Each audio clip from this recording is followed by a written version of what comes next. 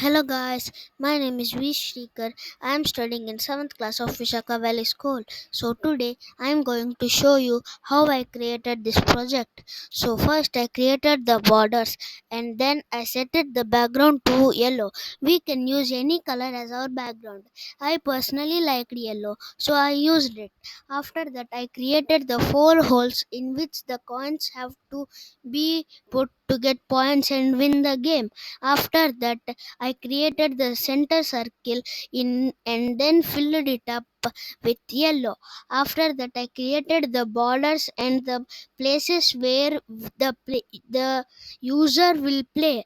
After that, I created the lines in the center circle and kept black and red dots in the middle so that we could understand that it is the place where we have to keep the coins.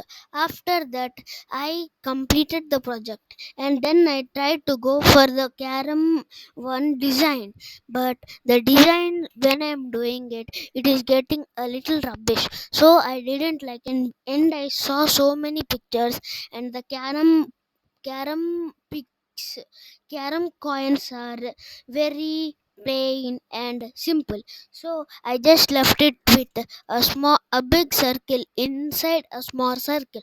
So this is my project. I hope you like it. Thank you. Have a nice